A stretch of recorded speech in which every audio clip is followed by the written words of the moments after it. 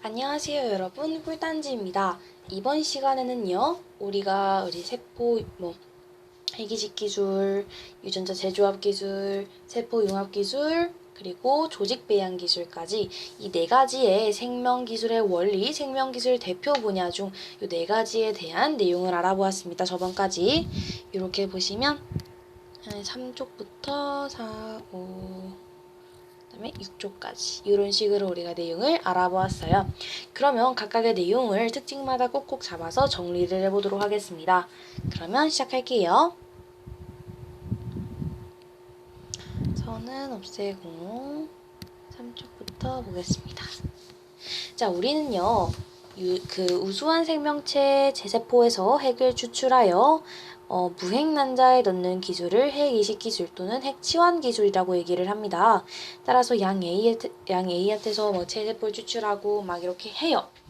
그러면요, 요 과정은 여러분이 확실하게 아셔야 되는 과정이면서 우리가 이 의에 대해서 조금 아셔야 합니다.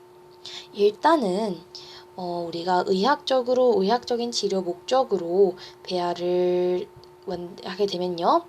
5에서 7일 정도 된 줄기세포로 우리가 간, 신장, 근육 등을 우리가 얻을 수가 있어요. 이것으로 우리는 맞춤형 장기를 얻을 수가 있다고 했는데 이 중에서 우리는 약간 문제가 되는 부분이 있었죠. 인간 복제는 안 된다. 윤리적으로 문제가 맞지 않는다.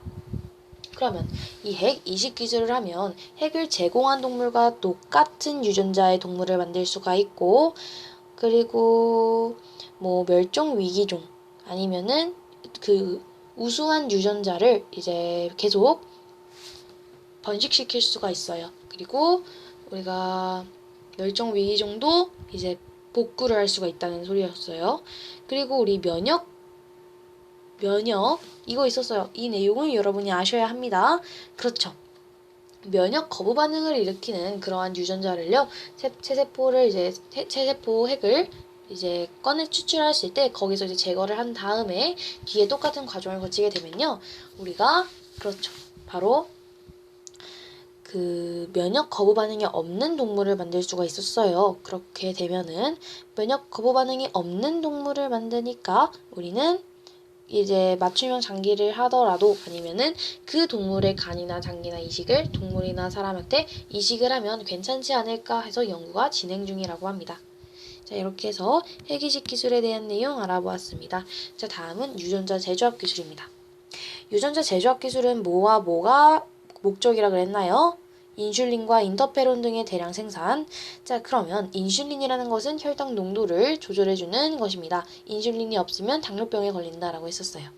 이거는 사람의 몸에서 나오는 것이기 때문에 우리는 사람의 몸에서 추출을 해서 인슐린은요, 우리가 조금 많아졌으면 좋겠다라고 생각을 했었기 때문에 이제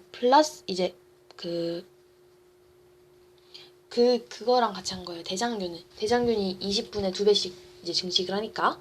그래서 대장균에서 조금 더 좀 조절을 하기 쉬운 플라스미드라는 것을 추출을 해서 거기서 DNA 절단 요소, 즉 제한 요소로 자르게 됩니다. 그러면 그 자른 부분에 또 인슐린에서도 자른 DNA 절단 요소, 즉 제한 요소로 자른 것을 넣어줍니다. 뭘로 붙여주냐면요. 그렇죠. 리가제라는 DNA 연결 효소로 붙여줍니다. 이렇게 해준다는 거. 그러면서 그 목적이 중요하다 했어요. 첫 번째, 인슐린과 인터페론 등의 대량 생산.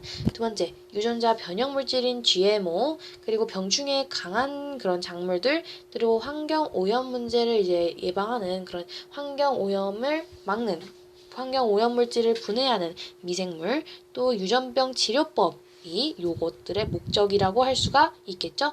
유전자 재조합 기술은 원래 있던 것을 재조합해서 다른 물질을 만드는 기술이다라고 얘기를 해요. 새로운 유전자를 가진 물질. 자, 그리고 세포융합 기술에 대해서 우리가 배웠었죠. 세포융합 기술이라는 것은 서로 다른 두 물질을 융합을 해서 둘의 특징을 다 가지고 있는 새로운 물질을 만들어내는 기술이라고 얘기를 했어요. 그래서 포마토와 단클론 항체 기억나시겠죠? 근데 여기서 포마토와 감자는 식물세포로 세포벽이 있었어요.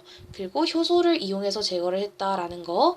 그리고 세포막과 막 해서 융합을 합니다. 그러면 융합된 세포는 다시 세포벽이 생긴다, 안 생긴다? 생긴다 라는 거 알아두시면 되고, 동물 세포는 이제 세포벽이 없지만 이제 없으니까 식물 세포보다는 좀 더 간단하게 융합이 가능해졌어요. 그리고 여기서 조금 생각을 하셔야 될 게 두 생물의 형질이 어느 정도 유사해야 된다라는 특징이 있었습니다. 우리가 항체라는 것은 이제 번식력은 없어요. 하지만 치료를 하죠. 질병을 치료하지만 암세포는 질병을 유발하지만 번식력이 많아요. 빠른 속도로 분열이 된다는 거예요. 그러면 이 항체와 암세포를 해서 암세포를 이제 서로 융합을 한 다음에 그렇죠. 암세포가 빠른 속도로 분열을 할 때 이게 우리는 뭐라고 얘기를 하냐면요. 잡종세포다라고 얘기를 해요. 이 잡종세포에서 이제 암세포가 속해 있으니까 빠르게 분열을 하겠습니다. 그러면 나중에는 내가 필요한 이 단클론 항체만 뽑아서 쓰는 것이죠. 따라서 질병을 진단하거나 암을 치료하는 데 사용이 된다고 합니다. 자, 마지막으로 우리가 했던 내용입니다. 조직 배양 기술이었어요. 조직 배양 기술에서는 그렇죠. 식물 복제다. 동물 복제는 해기직 기술이다 라고 했었습니다. 그래서 식물의 조직 일부나 세포를 분리하여 인공적인 환경에서 배양, 분화, 증식하는 기술이다. 그러면 요 과정은 여러분이 알아두시면 되는 것이고, 조직 배양 기술의 장점에 대해서 알아보겠습니다. 많은 양을 좁은 공간에서 효율적으로 만들 수가 있겠죠. 또한 인공적으로 만들기 때문에 생육을 조절할 수 있습니다. 바이러스가 감염되지 않은 품질 좋은 식물을 생산할 수 있고요. 우리가 이제 환경 조건을 조절해요. 뭐 온도나 습도 같은 그런 환경 조건을 조절을 하게 되면요. 성장 속도가 굉장히 빨라지게 됩니다. 이러한 장점이 있었다는 거. 자, 이렇게 해서 우리는 이 네 가지 원리는요. 여러분이 정말 중요하니까 달달 암기하듯이 생각해 주시면 좋을 것 같아요. 자, 다음 시간에는요. 생명기술의 발달 과정에 대한 내용을 알아보겠습니다. 인류가 전부터 어떻게 생명기술을 발달해 왔는지, 그리고 21세기까지 오기까지는 어떠한 사람들의 어떠한 연구 끝에 어떠한 발견이 일어났는지에 대해서 알아보도록 할 거예요. 우리가 이 생명기술의 발달 과정은 굉장히 중요해서요. 달달 암기를 하셔야 합니다. 저와 함께 말하면요. 이 강의를 조금 길게 하고 오랫동안 볼 예정이거든요. 무조건 암기 가능합니다. 자, 그러면 다음 시간 생명기술의 발달 과정에 대한 내용을 함께 알아보도록 하겠고요. 지금까지 이 강의 봐주셔서 감사합니다.